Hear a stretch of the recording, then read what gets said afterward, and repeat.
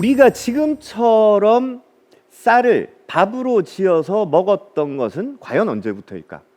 자, 여러분, 요즘 흔히들 이렇게 이제 분식집 가셔가지고 간편하게 한 끼 해결하시는 거 굉장히 좋아하시죠? 하시는데 분식이란 게 대체 뭐냐? 분식이라는 것은 이 곡식을 껍질을 벗기기가 어려우니까 이 곡식을 그 통째로 갈아가지고 그 가루를 내 가지고 이 가루를 가공해서 먹는 방식. 그래서 빵이 있을 수 있고, 그리고 국수가 있을 수 있고, 피자도 있을 수도 있고, 만두도 있을 수도 있습니다. 이런 식으로 가루를 내 가지고 가공해서 먹는 방식을 통틀어서 분식이라고 합니다. 그러면 우리가 지금 밥을 먹는 건 어떻게, 쌀 같은 경우에는 어떻게 합니까? 겉껍질만 벗겨서 이 나달 그대로를 익혀서 먹죠. 이렇게 먹는 방식을 입식이라고 합니다. 그러면 쌀은 우리가 요즘 먹는 밥으로 지어서 먹는 방식은 입식이었죠. 하지만 구석기 시대나 신석기 시대나 청동기 시대의 유물을 살펴보면 어떤 게 나오느냐면 돌확이라고 해가지고 이 곡식을 돌로 이렇게 그대로 가는 유물만 나오고 있습니다. 이건 뭘 의미하냐면 그것이 어떤 종류였건 간에 초창기의 인류는 곡식을 갈아서 먹었던 겁니다. 처음에는 분식으로 먹었던 거죠. 그러면 한반도에서 쌀을 분식으로 먹었던 첫 번째 방법이 뭐였을까? 가장 쉽게 먹을 수 있는 방법은 그냥 죽을 끓이는 거예요. 가루 내 가지고 이걸 끓는 물에 이제 풀어 가지고 이렇게 죽을 끓여 먹는 겁니다. 그게 좀 더 발전하면 그 다음에는 이제 어떤 형태로 먹느냐? 바로 떡으로 먹는 거예요. 자, 떡을 먹기 위해서는 한 가지 장치가 필요합니다. 어떤 장치가 필요하느냐? 바로 시루가 필요하죠. 이 시루가 발견되는 때부터 이제 우리는 떡을 만들어 먹은 걸로 인정이 되는데, 시루가 사용되었을 것이라고 짐작되는 유물과 유적들은 고구려 시대부터로 거슬러 올라갑니다. 그래서 여러분, 이 떡을 만들어 먹는다라는 것은 사실은 공동체 생활을 했다라는 걸 의미합니다. 끼니가 나 혼자서 해결하는 게 아니라 함께 사는 집단이 해결하는 거고, 그래서 떡은 항상 공동체를 의미했었거든요. 그러니까 여러분, 요즘 어떻게 하십니까? 이사를 간다거나 집안에 잔치가 있다거나 그러면 떡을 만들어 가지고 이웃에 돌리죠. 이것은 뭐냐면 내가 이 공동체에 합류했음을 알리는 일종의 신고식입니다. 바로 고구려 시절부터 면면이 이어져 왔던 이 공동체와 더불어 살아가기 위한 일종의 의례였던 거죠. 그럼 떡 다음에는 이제 밥으로 먹는 시대에는 어떤 유물이 필요하겠습니까, 여러분? 바로 아궁이가 있어야 됩니다. 그리고 솥이 있어야 되겠죠. 그래서 아궁이와 솥이 등장하는 시기는 바로 신라 시대부터입니다. 신라 시대 유적에서는 아궁이가 발견되고 솥이 발견되고 있습니다. 그럼 이때부터 이제 우리는 쌀을 밥으로 지어 먹었겠구나 미루어 짐작할 수 있습니다. 자, 근데 이거보다 더 중요한 것은 뭐냐면, 떡은 제가 공동체라고 말씀드렸지 않습니까? 근데 쌀은 이제 개별화되는 겁니다. 우리 집 부엌으로 아궁이가 들어오고 가족끼리 혹은 나 혼자 밥을 지어 먹는 걸로. 그래서 떡은 공동체를 의미하지만 쌀은 개별화되는 걸 의미하는 겁니다. 이러면서 이제 우리 민족의 식생활이 점점점 바뀌기 시작하는 거죠. 그런데 우리가 먹는 쌀은 어떤 쌀이냐? 여러분, 이제 익숙한 모양이 보이시죠? 왼쪽에 보이는 쌀이 바로 우리가 요즘 먹는 그런 쌀들입니다. 그리고 오른쪽에 보이는 쌀은 우리가 먹는 것보다는 좀 다르게 생겼죠. 이걸 우리 한국인들이 흔히 얘기하는 월남쌀, 안남미라고 부르는 거죠. 형태에 따라서는 우리가 먹는 쌀은 이렇게 키가 작고 통통하게 생겼습니다. 그래서 단잎종이라고 합니다. 표준 명칭으로는 자포니카라고 부릅니다. 그 다음에 오른쪽에 보이시는 쌀은 보시면 좀 우리보다는 길이가 길고 그리고 홀쭉하게 생겼죠. 이걸 장립종이라고 합니다. 그리고 이 쌀은 우리가 인디카라고 부릅니다. 자, 자포니카와 인디카, 이 두 가지 쌀은 형태도 다르지만 또 한 가지 다른 게 있죠. 우리가 먹는 자포니카는 어떻습니까? 찰기가 있죠. 네, 찰기가 있습니다. 하지만 우리가 한국인들이 월남쌀 이렇게 흔히 부르는 인디카 같은 경우에는 찰기가 없죠. 네, 찰기가 있고 없고가 또 두 번째 차이입니다. 그래서 첫 번째 차이는 형태가 다르고, 두 번째 차이는 찰기가 있느냐 없느냐는 차이를 갖고 있습니다. 그런데 또 한 가지 차이가 더 있습니다.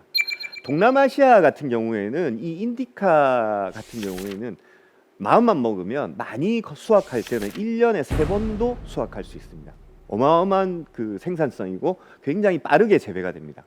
그런데 우리 한반도에서 이 자포니카는 1년에 단 한 번밖에 수확할 수 없습니다. 그래서 하고 많은 곡식과 과일이 수확됨에도 불구하고 굳이 가을을 우리가 수확의 계절이라고 부르는 것은 한국인에게 가장 중요한 쌀이 수확되는 계절이기 때문에 그렇습니다.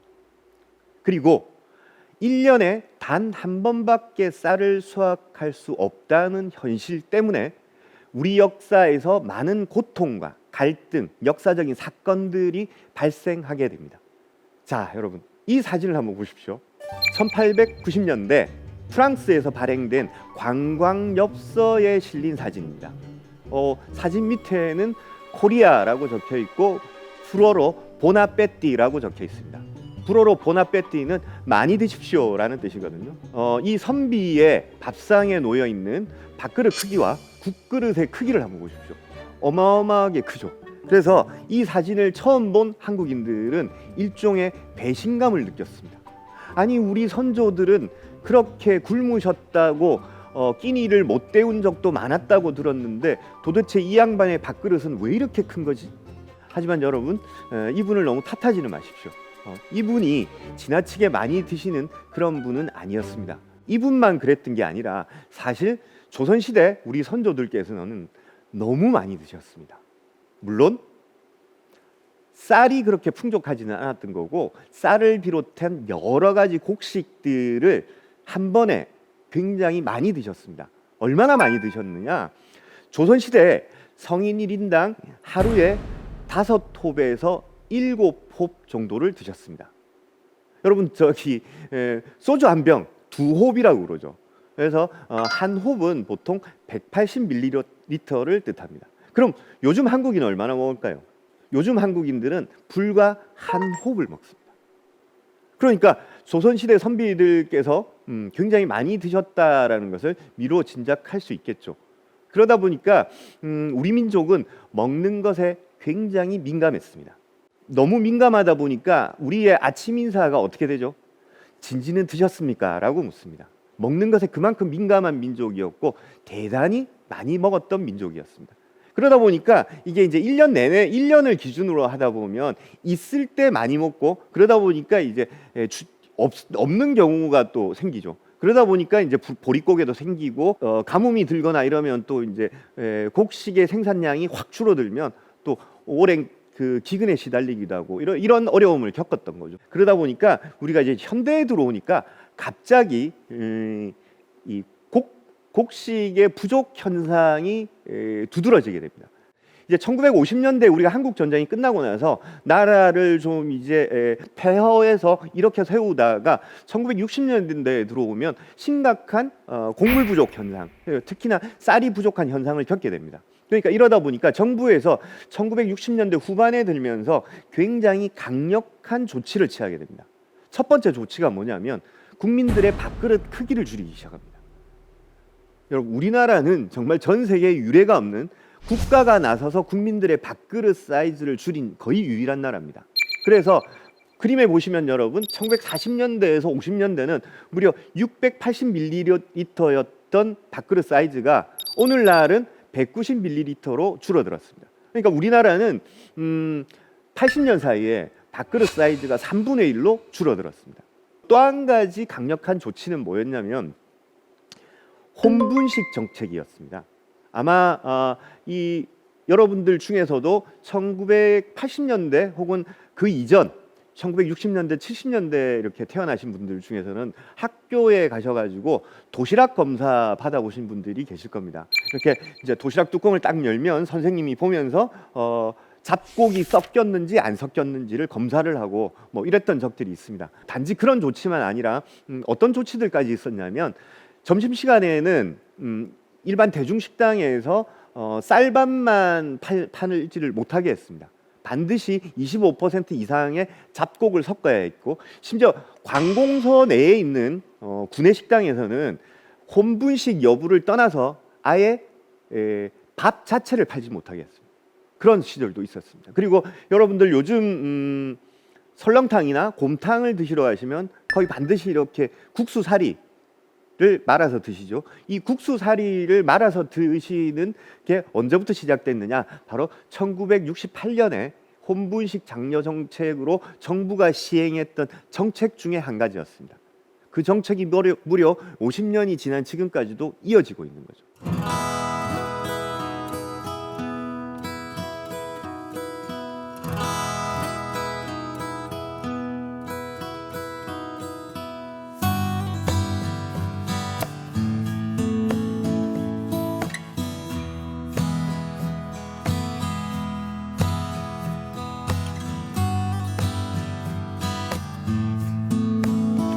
통일교 이후에 이제 우리는 쌀의 절대량의 부족에서 벗어나기 시작한 것까지는 좋은데, 이게 이제 쌀 생산량이 증가하니까 이전에는 한 번도 고민해 보지 못한 또 다른 고민에 봉착하게 됩니다. 어떤 고민이냐? 이젠 쌀이 남아돌아요. 1979년에 우리나라 국민 1인당 쌀 소비량은 135.6kg이었습니다. 그랬던 것이 2019년에 1인당 쌀 소비량은 59.2kg입니다. 절반 이하로 줄어들었죠. 엄청나게 줄어들었습니다. 물론 지금은 굳이 쌀이 아니더라도 대체할 수 있는 음식들이 굉장히 많죠. 쌀이 줄어들면서 또 라면 소비량은 상대적으로 늘고 밀가루 소비량도 증가하고 이러다 보니까 이 우리가 일상적으로 먹는 양은 줄어들지 않습니다. 다만 쌀 소비 자체가 줄어들기 시작한 거죠. 그래서 59.2kg을 1년 365일로 나눠보면요, 우리가 하루에 얼마 정도를 먹느냐면 하루에 162g 정도를 먹습니다. 이건 어떤 양이냐면 여러분, 딱 닭고기 하나 분량 정도 됩니다. 그러니까 여러분도 한번 이렇게 생각해 보시면 실제로 밥을 먹는 횟수 자체가 하루에 한두 번 정도밖에 안 되죠. 그리고 요즘 또 다이어트 한다고 이제 밥을 먹는 절대량을 줄이시는 분들도 많고 이러다 보니까 쌀 소비는 지난 40년 동안 꾸준히 줄어들고 있습니다. 단 한 번도 쌀 소비가 증가한 적이 없습니다. 이러다 보니까 무슨 문제가 발생하느냐면 쌀이 남아돕니다. 너무 많이 남아돌아요. 우리는 지금 그냥 있어도 1년에 약 40만 톤 정도의 쌀이 남습니다. 이게 해마다 쌓이겠죠. 쌓이다 보니까 우리는 1년에 쌀을 단지 보관하는 비용으로 연간 수천억 원의 국가 예산을 사용하고 있습니다. 자, 이런 상황은 우리로 하여금, 한국인으로 하여금 새로운 패러다임을 요구하고 있는 겁니다. 어떤 패러다임이냐? 여러분 기뻐하십시오. 여러분은 지금, 그리고 우리 세대는 지난 5,000년 이래 한반도에서 쌀이 부족하지 않은 시절을 사는 최초의 세대입니다. 이건 뭘 의미하느냐? 우리는 이전에 우리 선조들과는 전혀 다른 형태로 쌀을 소비하는 방식을 고민해야 되는 시점이기도 하다는 뜻이죠. 쌀은 정말 지금까지 우리 민족에겐 소중한 작물이었습니다. 소중한 작물이다 보니까 우리는 쌀에 굉장히 많은 의미를 부여하고 살아왔죠. 그리고 쌀은 국가의 주권이기도 합니다. 쌀 존재 그 자체가 국가의 주권이고 쌀은 국가 전략 작물이기 때문에 우리가 반드시 보호해야 하기도 합니다. 그래서 우리는 항상 밥을 먹을 때 농부들에게 감사해야 되고, 밥맛이 좋으니 나쁘니 따지지 말아야 되고, 그리고 여러분도 한번 생각해 보십시오. 어렸을 때 밥을 남긴다는 것, 다른 건 몰라도 밥을 남긴다는 것은 굉장히 도덕적으로 잘못됐다는 것처럼 인식되던 시절도 있었습니다. 저도 어렸을 때 밥 남긴다고 어머님께 굉장히 야단을 많이 맞았거든요. 근데 저는 이제 여러분들께 이렇게 좀 제안을 드리고 싶은 것은 뭐냐면, 우린 이제 쌀이 모자라서가 아니라 남아 돌아서 처치곤란한 한 시대를 살고 있습니다. 그러니까 쌀에 있는 이 많은 의미들을 이제는 좀 벗어 던지고 오로지 맛, 쌀이 가지고 있는 품질, 그리고 밥맛, 이 한 가지만으로 쌀을 선택해도 좋은 시대가 아니냐라는 거죠. 그러면 어떻게 해야 쌀의 품질 그리고 밥맛을 우리가 선택할 수 있느냐? 지금부터 그 말씀을 드리도록 하겠습니다. 우리나라에서 쌀 품종을 개량하고 그것에 적합한 농사법을 과학적으로 분석하고 뭐 이런 여러 가지 일들을 하는 곳이 어디냐면 농촌진흥청 산하의 국립식량과학원입니다. 이 국립식량과학원이 지금까지 개발한 우리나라의 쌀 품종은 약 310여 종 정도가 있습니다. 많죠. 이 310여 종 중에서 또 더 놀라운 것은 밥을 지어 먹기 위한 밥쌀용 쌀은 약 260여 가지 정도가 있습니다. 굉장히 많죠. 근데 260여 가지 정도가 매년 다 심어지는 건 아니고 슈퍼컴퓨터가 예측한 다음 해의 어떤 기후나 그리고 여러 가지 환경들을 고려해 가지고 만약 지금이 이제 2020년이다 이렇게 가정을 하면 내년에 심을 것들을 정합니다. 그래서 보통 한 40~50여 종 정도의 품종을 선택해서 이제 농가에 보급을 하게 됩니다. 이렇게 이제 우리나라의 현재 농업은 굉장히 과학적으로 이루어져 있고 독자적으로 쌀 품종 개량을 할 수 있는 기술조차 없던 나라에서 50년이 지난 지금은 세계 최고 수준의 쌀 품종 개량 기술을 가지고 있습니다. 그래서 무려 310여 종의 독자적인 쌀 품종을 갖고 있죠. 그러니까 여러분들이 마음만 먹으면 얼마든지 좋은 쌀을 선택하실 수가 있습니다. 숫자만 많은 게 아닙니다, 여러분. 만약에 여러분 내가 다이어트를 하는데 식이섬유가 많아가지고 조금만 먹어도 포만감이 있어서 다이어트에 도움이 되는 쌀이 있다면, 그리고 철분과 아연의 함량이 많아가지고 빈혈을 예방해주고 임산부에게 굉장히 좋은 쌀이 있다면, 그리고 헬리코박터균이라는 아주 고약한 균을 억제함으로써 위염 개선에 효과가 있는 쌀이 있다면, 여러분 좋지 않겠습니까? 또 예를 들어서 이런 게 있습니다. 편의점의 도시락은 만들어 놓고 나면 한참 동안 이제 소비자가 그걸 구매하기까지 몇 시간 걸리죠. 그러다 보면 이제 밥이 딱딱하고 굳어 있고 식어 있죠. 근데 시간이 좀 지나더라도 밥이 딱딱해지는 속도가 줄어드는 그런 쌀이 있어가지고 편의점 도시락 전용 쌀이 있다면, 그리고 파스타 종류 이런 것들은 이제 밀가루로 만든다고 다들 알고 계시죠. 근데 만약 이런 파스타를 쌀가루로 만들 수 있다면, 그래서 그런 쌀가루를 위한 전용 품종이 있다면, 또 맥주는 보리와 밀로 만들죠. 근데 맥주를 쌀로 만들 수 있다면, 그리고 그런 양조에 적합한 쌀이 있다면 어떻겠습니까, 여러분? 쌀 소비량이, 그리고 우리의 쌀 선택의 폭이 지금보다는 훨씬 더 넓어지겠죠. 예, 여러분 기뻐하십시오. 우리는 지금 이 모든 쌀 종류를 다 갖고 있습니다. 예, 지금 우리나라의 쌀 품종 개량 기술은 이렇게 기능성, 그리고 그 쌀이 쓰이는 용도에 따라서 아주 적합하게 개발되어 가고 있습니다. 그래서 국민들이 원하는 종류의 쌀이라면 이제 좀 과장되게 말해가지고 만들 수 없는 쌀은 없습니다. 다만 뭐죠? 소비자가 관심이 없는 겁니다. 자, 그러면 이런 좋은 쌀들은 이제 있다는 건 알겠는데, 우리가 또 한 가지 잘 모르는 게 있습니다. 쌀은 과연 어떻게 해서 밥이 될까라는 거죠. 제가 이렇게 말씀드리면, 아니 밥이야 뭐 밥솥에 넣어가지고 불 올리면 되는 거 아니냐고 이렇게 말씀하시는 분들이 많이 있습니다. 네, 물론 쌀을 씻어서 가마솥이나 전기밥솥에 넣어가지고 가마솥은 불을 떼고 전기밥솥은 버튼만 눌러주면 밥은 되죠. 그리고 그렇게 밥이 되도록 하는 것은 열이죠. 이런 것 정도는 누구나 알 수 있습니다. 하지만 도대체 그렇게 열에 의해서 쌀이 밥이 되는 동안에 그 밥솥 내에서는 무슨 일이 벌어지는지, 그리고 그렇게 밥이 되는 동안에 쌀 내부에는 어떤 변화가 일어나는지 우리가 알면 쌀을 훨씬 더 잘 이해할 수가 있습니다.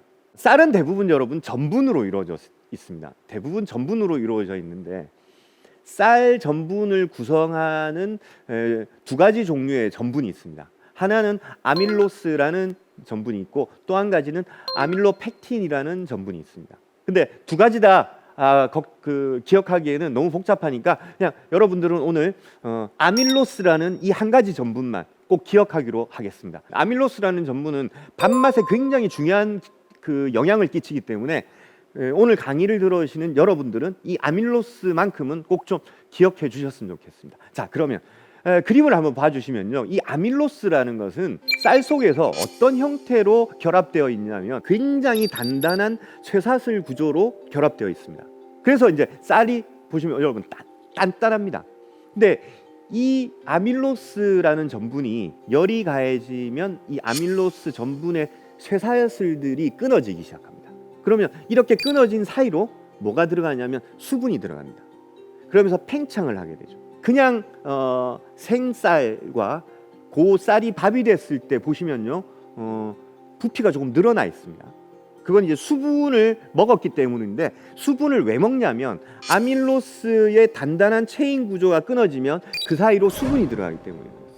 그래서 열에 의해서 아밀로스 전분의 연결 구조가 끊어지고 거기에 수분이 들어감으로써 쌀알이, 딱딱한 쌀알이 부드럽게 우리가 씹기 좋을 정도로 젤 상태로 변하는 것을 호화라고 합니다.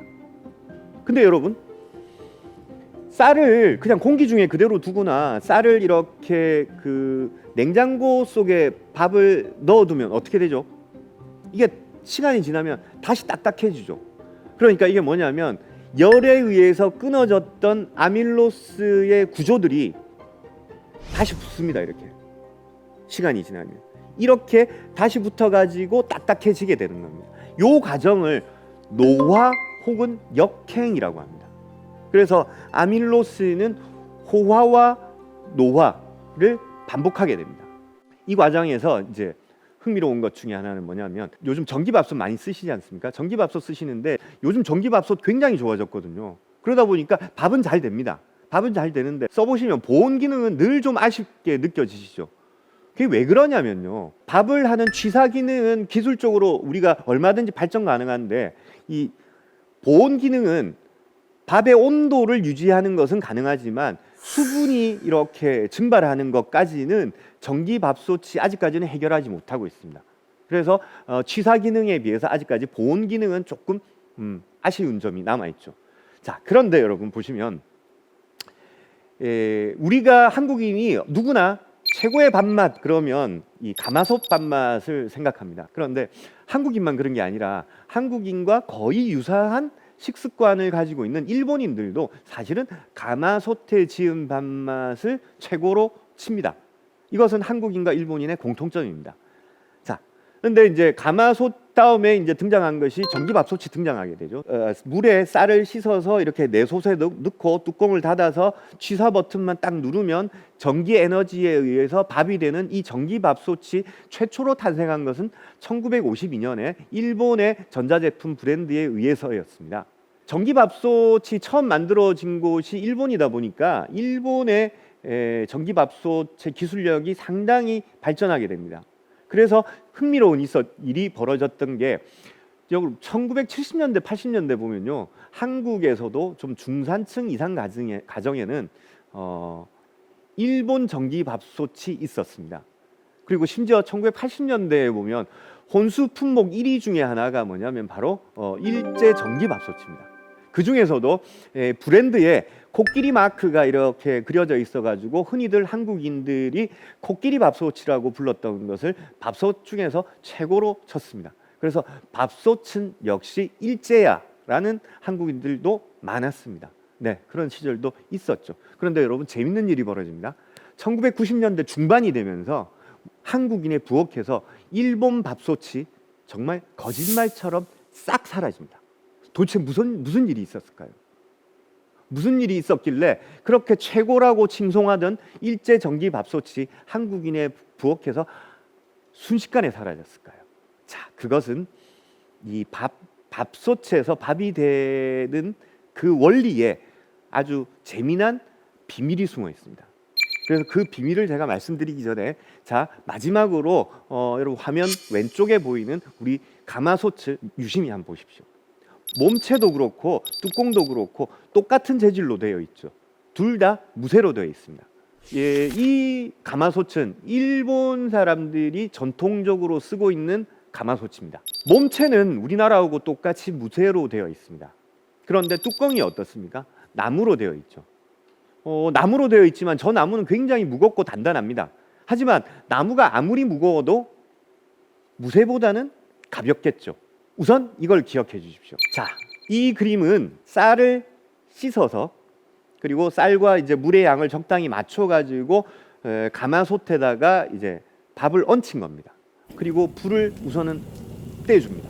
떼주면 이제 불이 막 이 솥을 가열을 합니다. 그러면 솥 내부에는 무슨 일이 벌어질까요?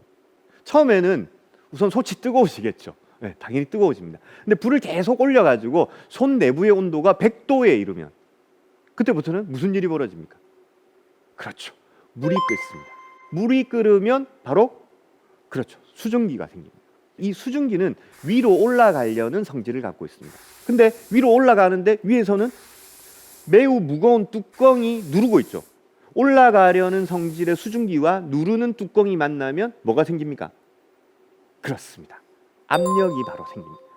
여러분, 전기밥솥을 흔히 압력밥솥이라고 얘기를 하죠. 그리고 여러분들 압력밥솥에 밥을 지어야 밥맛이 맛있다라고 생각을 하죠. 그게 바로 이 원리 때문입니다. 자, 그럼 압력이 생기면 이 압력이 어떻게 하냐면 압력이 아주 뜨거운 수증기를 쌀 속에다가 침투시켜 줍니다.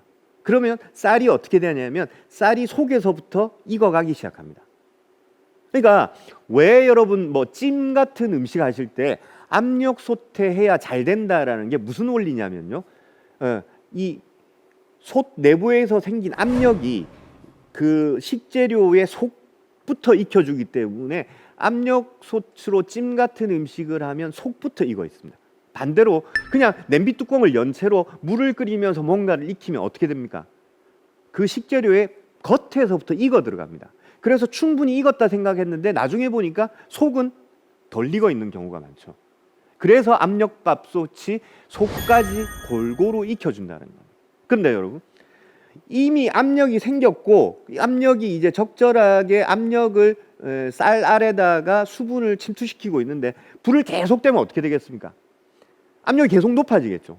이걸 방지하기 위해서 아궁이에 떼던 불을 더 이상 올리지 않습니다. 적절한 수준에서 이제 불을 유지하는 거죠. 이 과정에서는 이제 밥솥 내부에서는 무슨 일이 벌어졌냐면 밥이 이제 쪄지기 시작하는 겁니다. 그리고 충분히 이제 밥이 쪄졌어요. 쪄졌다고 생각하는 타이밍에는 어떻게 하냐면 바로 아궁이 속에 있는 불을 끄집어냅니다. 혹은 불을 재워줍니다. 꺼줍니다. 그러면 이제 이때부터 우리는 뭐라고 하죠? 바로 뜸을 들인다라고 얘기를 합니다. 여러분, 혹시 뜸을 들인다라는 것은 어떤 의미에서 우리가 뜸을 들인다라고 혹시 아십니까? 자, 이전까지 밥은 외부의 압력이라는 물리적인 환경 때문에 밥이 이제 그냥 물리적으로 익었습니다. 익었는데 밥이 이제 자기가 스스로가 쌀이 온도를 품고 있죠. 자기가 품은 온도로 스스로를 데울 때 무슨 변화가 일어나냐면 화학적인 변화가 일어납니다. 바로 이 화학적인 변화는 어떤 의미냐면 쌀 본연의 향과 맛이 생겨나기 시작합니다. 그래서 뜸 이전까지는 쌀을 물리적으로 익히는 과정이고 뜸은 화학적인 변화를 통해서 맛을 더하는 과정입니다. 그래서 뜸이 중요합니다. 자, 뜸이 다 되면 이제 밥이 완성된 겁니다. 그런데 가끔 밥을 잘 짓는 분들은 보면 아궁이 밖으로 빼냈던 불을 아궁이 속으로 다시 집어넣어 주거나 아니면 아주 마른 짚을 한 뭉텅이를 뭉쳐서 그 아궁이 속에 탁 던져줍니다. 그러면 순식간에 불이 한번 확 붙겠죠. 이러면 무슨 일이 벌어질까요? 바로 밥을 굽는다라고 합니다. 왜 구워줄까요? 한국인이 그렇게 좋아하는 누룽지를 만들기 위해서 그렇습니다. 그래서 이 과정까지를 거치면 완벽하게, 심지어 누룽지까지 완벽하게 만들어진 밥이 탄생하게 됩니다. 이렇게 이제 밥이 탄생하면 정말 잘 지은 밥이죠. 근데 가마솥에서 이렇게 밥을 짓는 이 과정을 우리 전기밥솥이 그대로 따라합니다. 이걸 기술적으로 구현합니다. 그렇기 때문에 전기밥솥은 가마솥에서 밥이 되는 원리랑 똑같이 진행됩니다. 진행되는데 흥미로운 지점은 일본은 가마솥의 뚜껑이 나무고 우리나라는 가마솥의 뚜껑이 무쇠라고 말씀드렸죠. 그러다 보니까 우리가 일제 밥솥이 좋다 그래가지고 일제 밥솥을 사왔는데 일본은 전통적으로 몇 기압에서 밥을 지었냐면 1.3기압으로 밥을 지었습니다. 그런데 한국은 아무래도 가마솥의 뚜껑이 무겁다 보니까 일본보다는 압력이 좀 더 걸리지 않겠나라고 우리나라에서 최초로 독자적인 한국식 압력 전기밥솥을 개발한 회사에서 가정을 하기 시작합니다. 그러면서 이 밥솥을 개발하면서 조금씩 압력을 높여줍니다.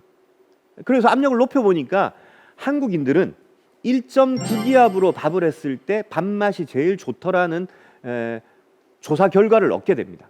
그래가지고 이 회사는 새로운 전기밥솥을 출시할 때 1.9기압으로 밥을 짓도록 만들어서 이제 제품을 출시를 하게 됩니다.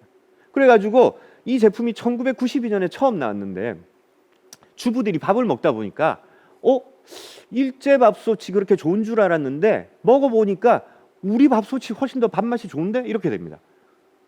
그래서 점점점 사람들이 이 전기밥솥에 대한 소문이 퍼지면서 무슨 이유인지는 모르겠는데 아무튼 이 밥솥이 밥을 잘한다라는 소문이 나면서 1990년대 중반이 되면 일제밥솥이 싹 사라지고 우리나라 밥솥이 우리 부엌을 다시 점령하게 됩니다. 무엇 때문에? 바로 압력의 차이 때문에 그렇습니다. 단 0.6기압 차이로 우리 한국인의 입맛에는 한국의 밥솥이 제일 좋다라는 게 인정이 되게 되죠. 여러분, 한 가지 기억하실 것은 쌀이 밥이 되게 하는 것은 첫 번째 에너지원은 열이지만 직접적인 에너지원은 압력이라는 점, 이걸 우선 기억해주고, 그리고 이 압력을 견뎌야 하기 위해서는 어찌해야 되겠습니까? 쌀이 튼튼해야겠죠. 그리고 쌀이 상처 있거나 깨져 있거나 이러면 우선 어떻게 했습니까? 이 압력을 못 견디겠죠. 그러니까 우선 이 압력이 쌀을 밥으로 만드는 직접적인 에너지원이라는 거, 이걸 먼저 좀 기억해 주십시오.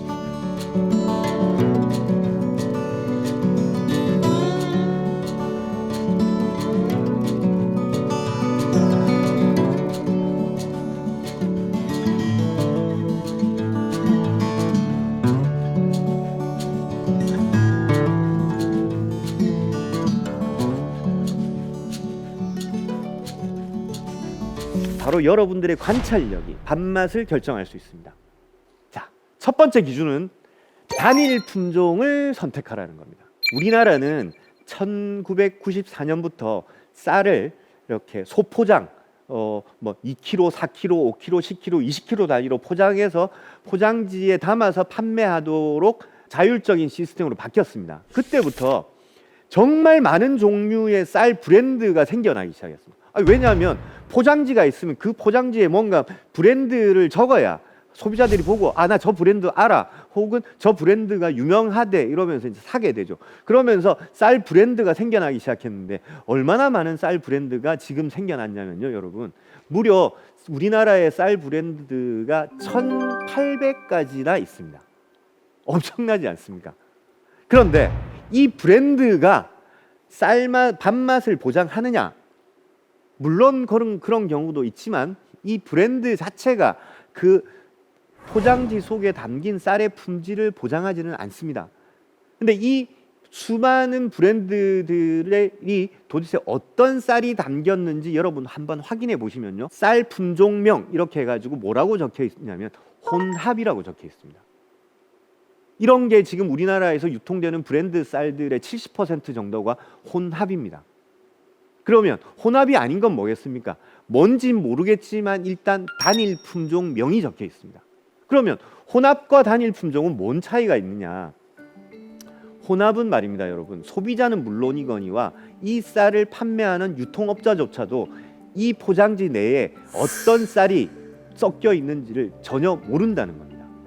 그리고 그 각각의 쌀들이 어떻게 재배되었고 어떤 환경에서 보관되었는지 전혀 모른다는 겁니다. 그러니까 쌀을 선택할 때 쌀에 대한 가장 위험성을 최소화시킬 수 있는 첫 번째 조건은 단일 품종으로 된 쌀을 선택하시는 게 좋습니다. 자, 제가 이렇게 말씀드리면 어떤 분은 이렇게 아니 혼합이 다 나쁜 건 아니잖아. 쌀의 좋은 특징들만 모아가지고 혼합하는 경우도 있잖아. 예, 그런 경우도 있긴 있습니다. 있는데 그런 것은 혼합이라고 얘기하지 않습니다. 그런 것들은 블렌딩이라고 합니다. 좋은 장점들만 모아서 최고의 효과를 내는 것을 블렌딩이라고 하는데 현재 우리나라에서는 블렌딩된 쌀은 유통되지 않습니다. 그러니까 여러분, 혼합은 불확실성 때문에 안 좋은 겁니다.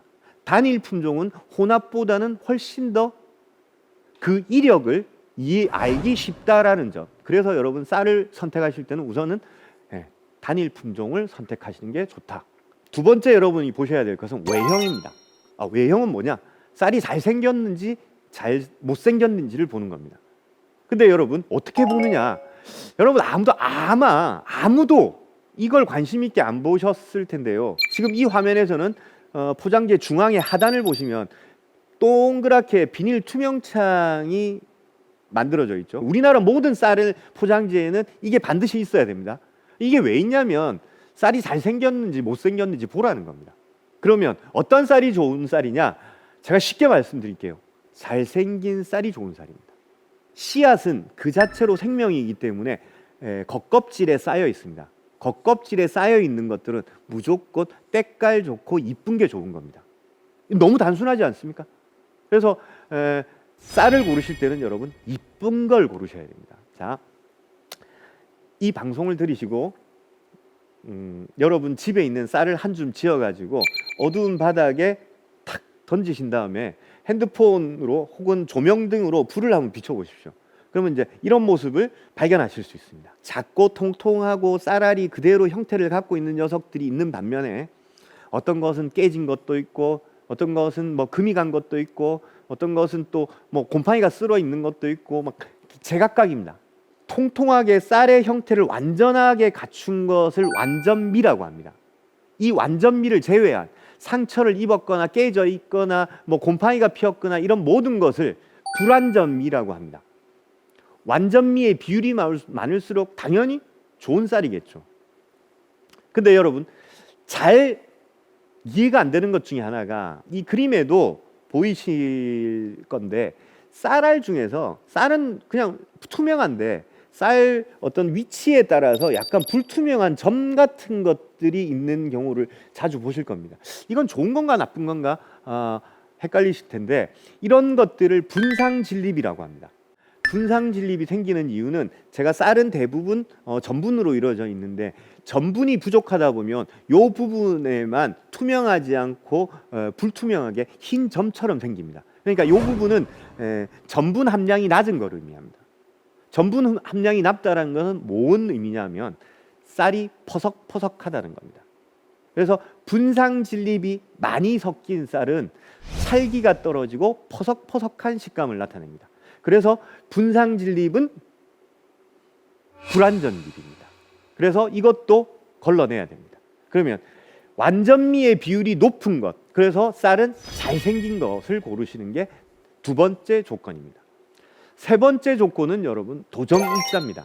도정일자, 쌀을 언제 도정했느냐는 거죠. 껍질을 언제 벗겼느냐 이걸 따지는 건데 자, 우리나라 농촌진흥청에서 공식적으로 발표한 자료를 의하면요 쌀의 상미기한, 그러니까 이것을 최대한 맛있게 먹을 수 있는 그 기간을 봄과 여름은 도정 후 2주 이내, 그리고 가을과 겨울은 도정 후 4주 이내로 권장하고 있습니다. 물론 이것은 권장사항입니다. 반드시 그래야 한다라는 것은 아닙니다. 다만 이 권장사항을 지킬수록 단맛은 더 좋아집니다. 그러니까 우선 여러분들은 쌀을 구매하실 때 반드시 도정일자를 확인하시고 그리고 난 다음에 가급적이면 내가 구입하는 날짜로부터 가장 가까운 날짜에 도정된 것을 구매하시는 게 좋습니다.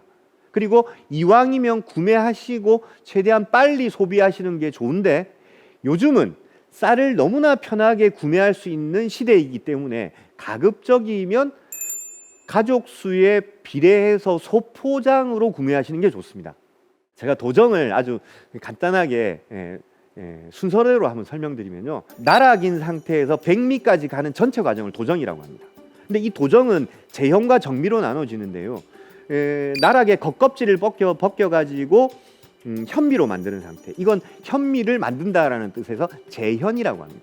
그 다음에 현미 상태에서 이걸 점점점 더 깎아가지고 5분도, 7분도, 9분도 점점 깎아가지고 결국 백미까지 가는 이 과정, 그러니까 현미에서 백미까지 가는 과정을 정미라고 합니다. 그럼 도정은 재현과 정미를 합쳐서 부르는 말입니다. 제가 왜 이걸 굳이 구분해서 말씀드리냐면요, 여러분 가끔 쌀을 사러 가시면 어떤 기계에다가 현미를 집어넣고 이걸 막 깎아서 백미로 만든 다음에 이 백미를 포장해서 당일 도정이라고 판매하시는 걸 보셨을 겁니다. 자, 그럼 여러분 이걸 논리적으로 한번 생각해 보죠. 오케이, 이 현미를 오늘 깎은 건 줄은 알겠어. 근데 문제는 이 현미의 겉껍질은 도대체 언제 벗겨진 거지? 궁금하지 않으십니까? 근데 어떤 당일 도정 쌀의 포장지에도 재현 날짜는 안 나와 있습니다. 오로지 도정일자 당일로 딱 찍혀 있는 거죠. 그러니까 여러분, 도정은 쌀 껍질이 벗겨진 순간부터 도정이 됐고, 껍질이 벗겨진 순간부터 쌀은 죽은 겁니다. 그렇기 때문에 도정일자를 여러분 무조건 확인하셔야 됩니다. 우리나라는 양곡유통관리법에 의해서 반드시 이 화면에 보이는 이 내용을 양곡 포장지에 표기하도록 되어 있습니다. 이것만 꼼꼼히 보시면 여러분들은 제가 방금 말씀드린 것들을 최대한 잘 소화하셔가지고 선택할 수 있는 것 중에서는 제일 맛있는 쌀을 선택하실 수 있습니다. 자, 품종 제가 처음에 말씀드렸죠. 혼합이 아니고 무슨 혹은 무슨 미, 그러니까 제 이름을 딱 적어놓은 거, 그걸 선택하시는 게 좋고, 그 다음에 생산 연도를 보시면요, 봄부터 여름까지, 가을까지는 어떻습니까? 그 전에 연도에 생산된 게 있죠. 근데 지금처럼 가을과 겨울은 어떻습니까?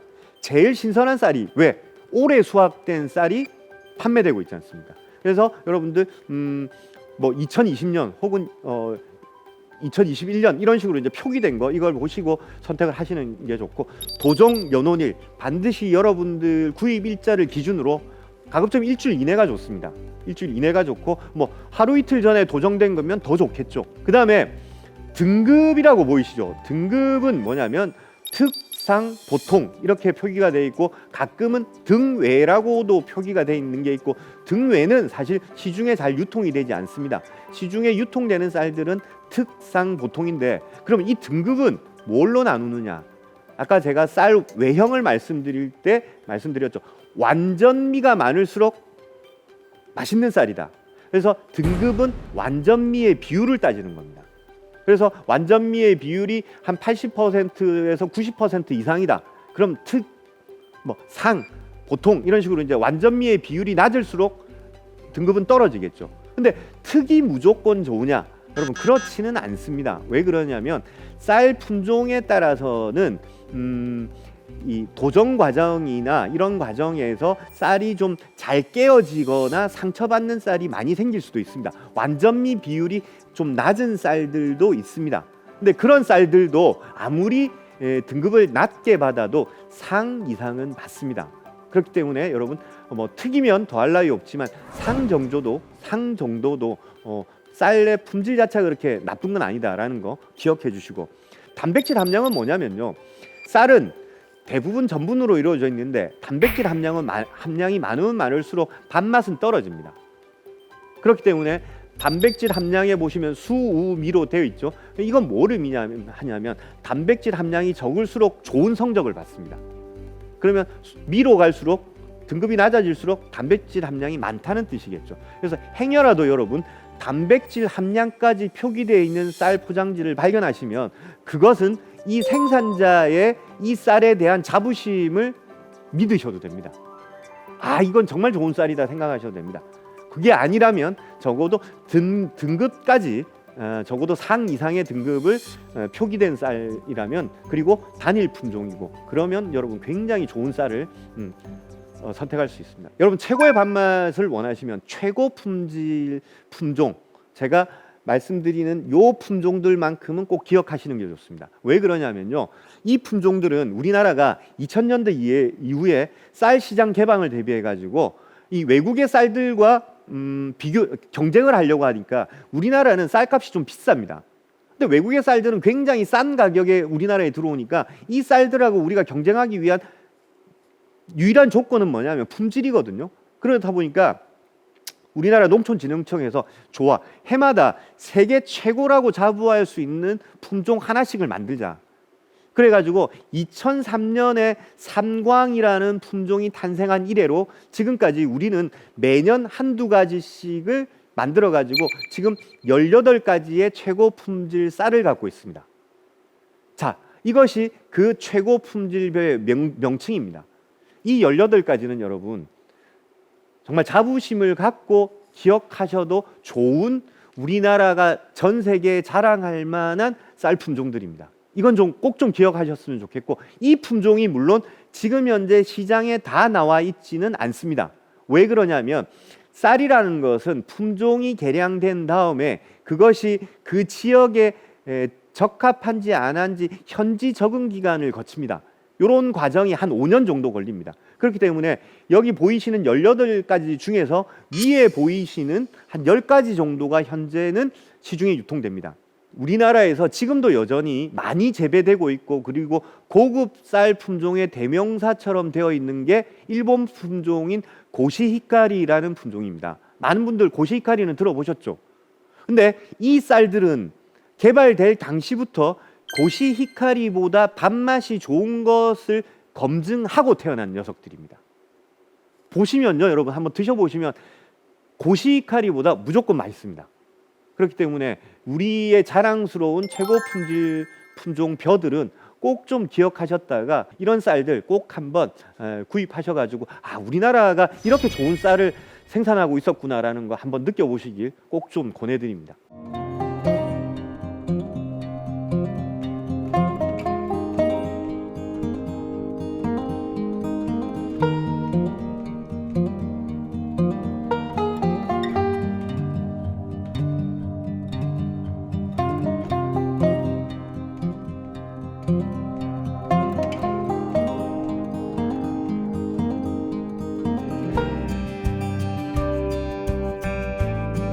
좋은 쌀 품종을 알면 매일매일이 즐거워진다입니다.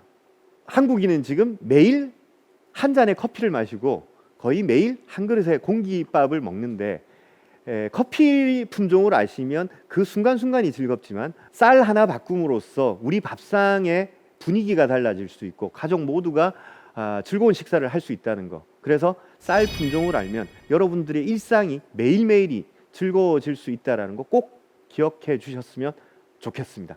지금까지 대한민국 최고의 강연 최강 1교시 박상현이었습니다. 감사합니다.